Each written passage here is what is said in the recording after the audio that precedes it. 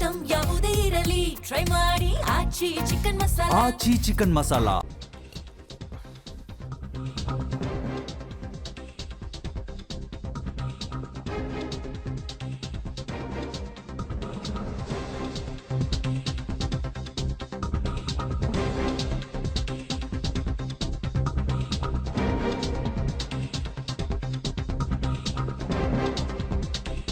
Public ಟಿವಿಯಲ್ಲಿ ಒಂದು big political exclusive. D K ಶಿವಕುಮಾರ್ಗೆ ಮುಖ್ಯಮಂತ್ರಿ ಪಟ್ಟ ಇದ್ರೂ ಕೂಡ ಜೊತೆಗೆ 4 DCM ಹುದ್ದೆಯನ್ನು ಸೃಷ್ಟಿಸೋದಕ್ಕೆ ಹೈಕಮಾಂಡ್ ಪ್ಲಾನ್ ಮಾಡಿಕೊಂಡಿದೆ. ಅದು ಏನು, ಜಾತಿವಾರು ದಲಿತ, ಲಿಂಗಾಯತ, ಅಲ್ಪಸಂಖ್ಯಾತ, OBC ವರ್ಗಕ್ಕೆ DCM ಕೊಡಬೇಕು ಅಂತ 4 DCM ಸ್ಥಾನಗಳಿಗೆ ಹಲವು ನಾಯಕರು ಪ್ರಬಲ ಪೈಪೋಟಿಯನ್ನು ನಡೆಸಿದ್ದಾರೆ. ಸೊ ಯಾರಿಗೆ ಒಲಿಯಲಿದೆ ಈ 4 ಅಂತಕ್ಕಂಥದ್ದೇ ಪ್ರಶ್ನೆ.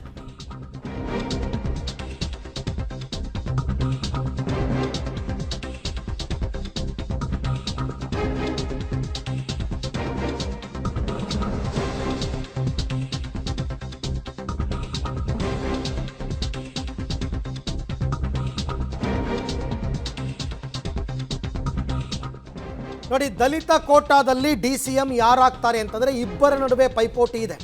ಒಂದು ಡಾಕ್ಟರ್ G ಪರಮೇಶ್ವರ್, ಮತ್ತೊಂದು ಪ್ರಿಯಾಂಕ್ ಖರ್ಗೆ. ಡಾಕ್ಟರ್ G ಪರಮೇಶ್ವರ್ ಅವರು ಸಿದ್ದರಾಮಯ್ಯ ಕೋಟಾದಲ್ಲಿ ಲಾಬಿಯನ್ನು ಮಾಡ್ತಾ ಇದ್ದಾರೆ.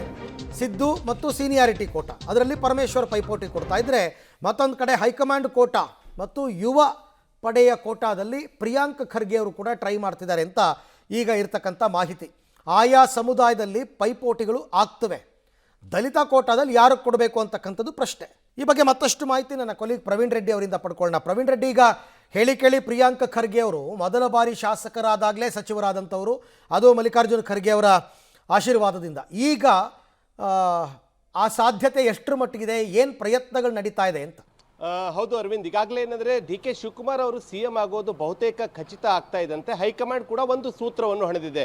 4 DCM ಪ್ರಮುಖವಾಗಿ 4 ಸಮುದಾಯದ ಮುಖಂಡರಿಗೆ ಕೊಡಬೇಕು ಅಂತ. ಸೊ ಅದರಲ್ಲಿ ಪ್ರಮುಖವಾಗಿ ಅಂದ್ರೆ ದಲಿತ ಕೋಟಾದಲ್ಲಿ ಯಾರು DCM ಆಗ್ತಾರೆ ಅನ್ನೋದು ಈಗ ಯಕ್ಷ ಪ್ರಶ್ನೆ ಆಗ್ಬಿಟ್ಟಿದೆ. ಒಂದು ಕಡೆ ನೋಡೋದಾದ್ರೆ G ಪರಮೇಶ್ವರ್ ತಾವು ಕೂಡ ಒಂದು ಈ ಪಕ್ಷದಲ್ಲಿ ತಮ್ಮದೇ ಆದಂತಹ ಕಾಂಟ್ರಿಬ್ಯೂಷನ್ ಅನ್ನು ಕೊಟ್ಟಿದ್ದೀವಿ, ಹೀಗಾಗಿ ಪಕ್ಷಕ್ಕಾಗಿ ದುಡಿದಿದ್ದೀನಿ, ಈಗಾಗಲೇ ಗೃಹ ಸಚಿವರಾಗಿ ಕೆಲಸ ಮಾಡಿದ್ದೀನಿ, ಹೀಗಾಗಿ ಸಿದ್ದರಾಮಯ್ಯ ಆಪ್ತ ವಲಯದಲ್ಲೂ ಕೂಡ G ಪರಮೇಶ್ವರ್ ಗುರುತಿಸಿಕೊಂಡಿರುವಂತಹ ಹಿನ್ನೆಲೆಯಲ್ಲಿ ಆ ಎಲ್ಲ ಒಂದು ಕ್ರೈಟೀರಿಯಾಗಳನ್ನು ಬಳಸಿಕೊಂಡು G ಪರಮೇಶ್ವರ್ ನನಗೆ DCM ಸ್ಥಾನ ಬೇಕೇ ಬೇಕು ಅಂತ ಅವರು ಕೂಡ ಪಟ್ಟು ಹಿಡಿದಿದ್ದಾರೆ. ಅವರು ಕೂಡ ದೆಹಲಿಗೆ ಹೋಗುವಂತ ಎಲ್ಲ ಸಾಧ್ಯತೆಗಳಿವೆ. ಇನ್ನೊಂದು ಕಡೆ ಈಗಾಗಲೇ ದೆಹಲಿಯಲ್ಲಿ ಠಿಕಾಣಿ ಹೂಡಿರುವಂತಹ ಪ್ರಿಯಾಂಕ್ ಖರ್ಗೆ ಅವರು ಕೂಡ ಏನಂದ್ರೆ ನನಗೂ ಕೂಡ ಆ ಒಂದು ದಲಿತ ಕೋಟಾದಲ್ಲಿ DCM ಪಟ್ಟ ಬೇಕು ಅಂತ ಈಗಾಗಲೇ ಅವರು ಕೂಡ ಏನಂದ್ರೆ ಹೈಕಮಾಂಡ್ಗೆ ಕನ್ವೆ ಮಾಡುವಂತಹ ಕೆಲಸಕ್ಕೆ ಮುಂದಾಗಿದ್ದಾರೆ. ಪ್ರಮುಖವಾಗಿ ಸರ್ಕಾರ ಬರುವಲ್ಲಿ PSI ಹಗರಣ ಆಗಿರ್ಬೋದು, ಗಂಗಾ ಕಲ್ಯಾಣ ಹಗರಣ ಸೇರಿದಂತೆ ಬಹುತೇಕ ಎಲ್ಲ ಹಗರಣಗಳನ್ನ ತೆಗೆದಿದ್ದೀವಿ, ಎಷ್ಟು ಗ್ಯಾರಂಟಿಗೆ ಎಷ್ಟು ಜನ ವೋಟ್ ಹಾಕಿದ್ದಾರೆ, ಬಿಜೆಪಿ ಸರ್ಕಾರದ ಹಗರಣಗಳನ್ನು ಕೂಡ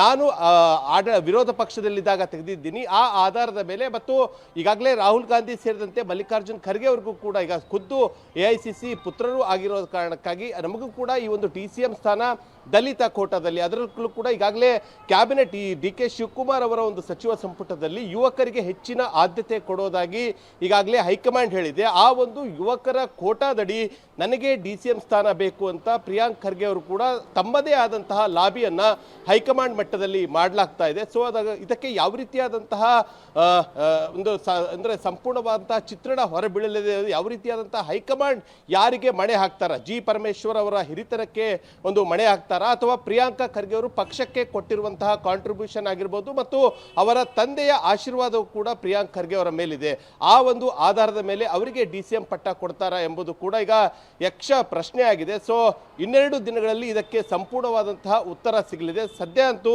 ಇಬ್ಬರು ನಾಯಕರು ಕೂಡ ದಲಿತ ಕೋಟಾದಲ್ಲಿ DCM ಪಟ್ಟಕ್ಕಾಗಿ ತಮ್ಮದೇ ಆದಂತಹ ಲಾಬಿ ಅಂತೂ ಒಳಗೆ ಮಾಡ್ತಾ ಇದ್ದಾರೆ. ಅರವಿಂದ್, ಥ್ಯಾಂಕ್ ಯು ಪ್ರವೀಣ್, ತಮ್ಮ ಎಲ್ಲ ಮಾಹಿತಿಗಾಗಿ ಧನ್ಯವಾದ. ಸಹಜ ಅಲ್ವಾ, ಅವರವರು ಅವರ ಸಮುದಾಯದ ಕೋಟಾದಲ್ಲಿ ಲಾಬಿ ಮಾಡ್ತಕ್ಕಂಥದ್ದು. ನೋಡೋಣ ಯಾರಿಗೆ ಹೈಕಮಾಂಡ್ನ ಆಶೀರ್ವಾದ ಇದೆ